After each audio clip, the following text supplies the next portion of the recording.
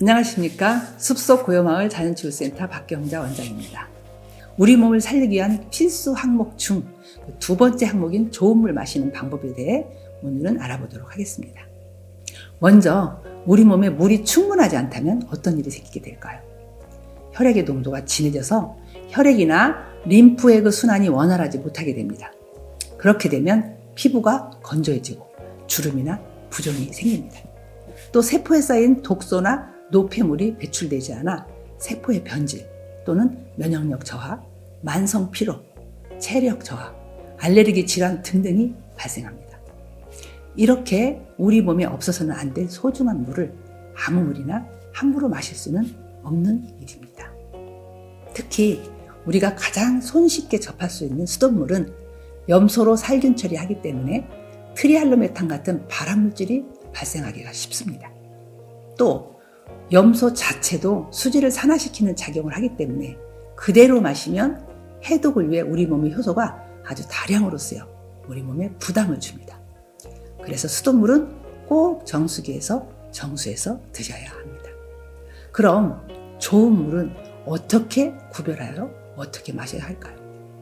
수돗물보다 더 좋은 물은 성분 좋은 생수를 구입해서 드시는 방법이 있는데 이 또한 미세 플라스틱에서 자유롭지는 못해서 가장 좋은 물이라고 할 수는 없습니다.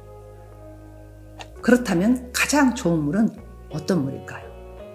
가장 좋은 물은 고지가 350 이상 되는 높은 그 숲속에 오염원이 전혀 없는 곳의 지하수인데 그거 역시 수질 검사를 완벽히 한 지하수라야 최상의 물이라고 할 수 있습니다.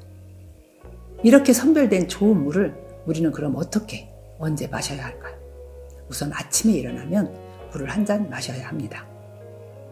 이때 물의 온도는 우리 몸의 체온과 같은 따뜻한 물이면 더욱 좋습니다.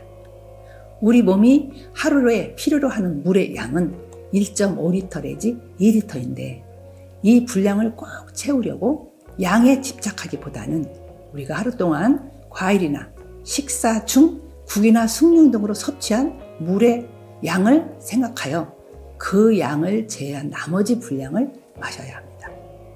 그래도 애매하다면 소변의 색깔로도 조정할 수가 있습니다. 즉 소변 색깔이 너무 진하게 노랗다면 물이 부족하다는 증거이며 약간 투명하게 노란색을 띨까 말까 하는 정도가 되면 물을 더 마시지 않아도 된다는 신호입니다. 이런 여러 변수를 고려하지 않은 채 권장량만을 고집하여 다 마시면 너무 많은 물을 마시게 되어서 전해질 부족으로 오히려 해로울 수도 있습니다. 그리고 물을 한 번에 많은 양을 마시기보다는 하루 일과 중 틈틈이 자주 마시는 게 좋습니다. 다시 한번 말씀드리지만 수돗물은 꼭 정수기로 정수해서 드셔야 합니다. 수돗물 그대로 마시거나 조리에 사용해서는 안 되기 때문입니다. 차, 커피, 청량음료, 스포츠 드링크 등은 물의 양에 포함하지 않아야 하며 너무 많이 마시지 말아야 합니다. 차, 커피, 음료 등은 이뇨작용으로 오히려 수분을 2배 이상 배출하기 때문에 오히려 수분이 부족해지기 때문입니다. 또 잠자기 전에는 될 수 있으면 물을 마시지 않아야 합니다. 소변을 보고 싶어 수면에 방해를 받을 수 있기 때문입니다. 또 물을 마실 때에는 너무 차갑지 않은 따뜻한 물을 마셔야 합니다.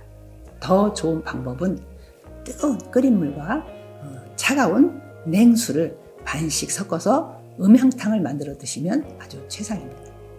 또 시원하다고 찬물, 산맥주 등을 단숨에 들이켜는 버릇은 장을 혹사시키고 세포의 노화를 앞당기는 지름길입니다.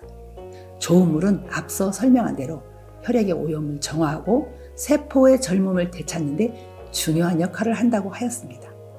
그렇기에 물은 우리의 생명을 키우고 있다는 사실을 다시 한번 인지하시고 확실히 알아야 하며 물을 마실 때에는 항상 이 물이 내 몸 세포에 도움이 될 수 있는 물인지 해가 되는 물인지를 확인하고 의식하며 마셔야 한다는 것 꼭 기억하시기